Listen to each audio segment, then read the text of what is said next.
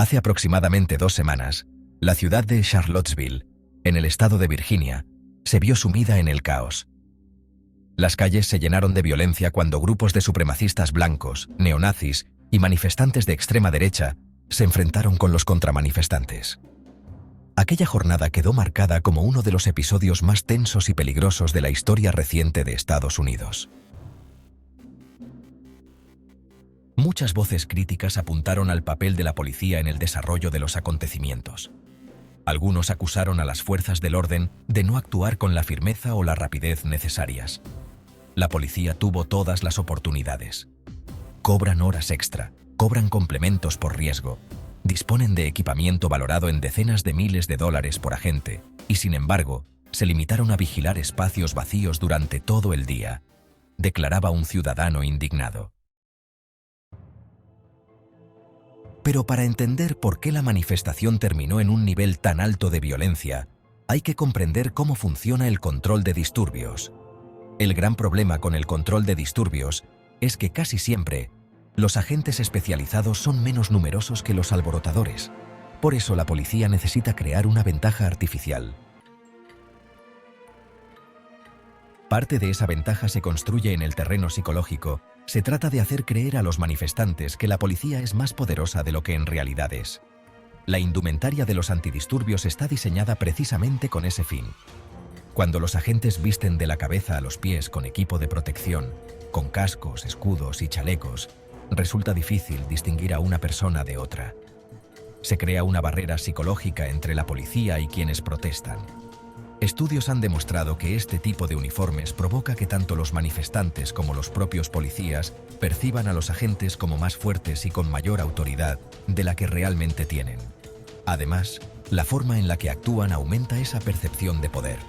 Los antidisturbios casi siempre se mueven en perfecta coordinación. Marchan al unísono, avanzan juntos, actúan como un bloque. Cuando actúan como colectivo, los agentes sienten la fuerza del grupo, y la multitud también lo percibe así. La cohesión y la disciplina transmiten una sensación de control y de amenaza. La formación más básica de antidisturbios se organiza en una especie de línea o cuña frontal. Su objetivo suele ser empujar y trasladar a la multitud hacia otro lugar. Esa primera línea avanza lentamente, escudos por delante, usando sus defensas y su presencia para ganar terreno. Detrás de ellos se sitúa un jefe de equipo, que coordina al grupo. Cerca del jefe se encuentran los agentes encargados de gases lacrimógenos y pulverizadores de pimienta, listos para usarlos sobre cualquier manifestante que ofrezca resistencia seria. A continuación, se ubica el grupo de arresto. Si la primera línea se encuentra con individuos especialmente violentos, se abre un hueco y los arrestadores pasan a detenerlos. Finalmente, hay una línea de retaguardia, que protege al grupo desde atrás y puede sustituir a los de primera línea cuando se agotan. ¿Por qué estallan episodios de violencia en las manifestaciones? Bueno, hay varios factores fundamentales. Las multitudes son anónimas. El anonimato reduce la sensación de responsabilidad individual y eso facilita comportamientos violentos. Cuando uno es simplemente una cara entre centenares, piensa y actúa menos como individuo. Se genera una conciencia colectiva. En una multitud, la percepción de las consecuencias cambia. Hay un efecto contagio de emociones. Igual que en un estadio de fútbol o en una discoteca, la gente actúa de forma distinta porque otros también lo hacen. Es una presión de grupo silenciosa. Los individuos escalan su nivel de agresividad siguiendo el ejemplo de los líderes de la multitud. Actúan casi por instinto y el yo se diluye en el nosotros. Además, cuando la violencia se extiende, las consecuencias legales parecen menores. En un disturbio, las autoridades no pueden detener a todo el mundo. Se enfocan en los líderes y en los más violentos. Es como correr delante de un oso. No tienes que ser más rápido que el oso, solo más rápido que el más lento del grupo. En Charlottesville, decenas o quizá centenares de personas cometieron actos que en cualquier otra circunstancia habrían acabado en arrestos. Pero en aquella jornada, apenas se practicaron 8 detenciones. Otro elemento clave es la dirección de la violencia. La policía busca siempre que la agresividad no se vuelva contra ellos. Un número masivo de arrestos puede incendiar aún más la situación. En Charlottesville, Si la policía hubiera intervenido demasiado pronto y con demasiada fuerza, la violencia podría haberse dirigido contra los agentes. Y eso habría sido extremadamente peligroso, sobre todo teniendo en cuenta que Virginia es un estado con derecho a portar armas, y muchos manifestantes llevaban rifles y armas de asalto. Una escalada así habría podido terminar en una tragedia mucho mayor. El Unite the Right Rally estaba autorizado legalmente para empezar al mediodía, pero a las 9 de la mañana ya había centenares de manifestantes y contramanifestantes en el Parque Emancipation. La policía no estaba lista tan temprano. No estaban en uniforme antidisturbios ni en número suficiente. Su plan inicial era separar físicamente a los dos bandos en lados opuestos del parque, con barreras, pero nadie anticipó la magnitud de la asistencia. Además, Charlottesville es una ciudad pequeña, con menos de 50.000 habitantes y apenas 130 agentes de policía en plantilla. No es una gran urbe acostumbrada a protestas frecuentes. Muchos policías se ponían el equipo antidisturbios por primera vez en situaciones reales.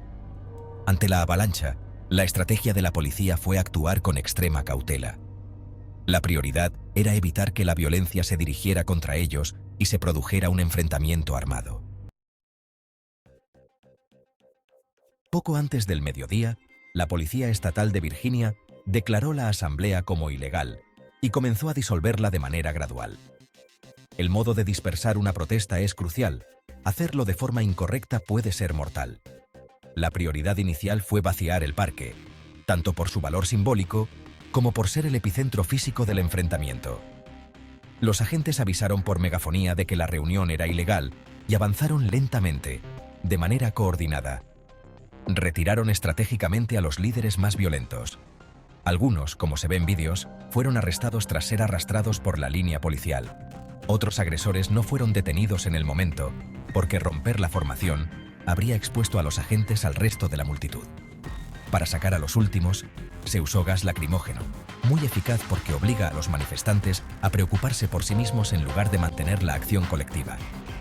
Finalmente el parque fue desalojado, aunque la violencia continuó en las calles cercanas durante horas. Lo importante es que la policía no intentó encerrar a la multitud. Siempre debe haber una vía de escape. Parte de la estrategia de los antidisturbios es intimidar para que los alborotadores se marchen voluntariamente. Así es como se terminan los disturbios, consiguiendo que la gente abandone el lugar. Tras el desalojo, muchos manifestantes de extrema derecha se trasladaron a otro punto y los contramanifestantes comenzaron a marchar por las calles. Con más espacio y bajo la presión de la ilegalidad de la asamblea, poco a poco los grupos se fueron separando. ¿Podría la policía haber evitado la violencia? Es difícil saberlo. Su actuación fue extremadamente prudente, algo que algunos consideran comprensible dado su escaso número y falta de experiencia.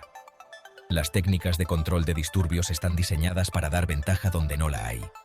Los agentes deben prevenir daños, heridos y muertes, y hacerlo sin que la multitud se vuelva contra ellos. Es un equilibrio delicado. En estas situaciones, la policía es criticada por hacer demasiado poco y también por hacer demasiado. No existe un consenso sobre el nivel adecuado de intervención. Charlottesville fue una situación trágica y complicada. Miles de personas, una ciudad pequeña, pasiones extremas.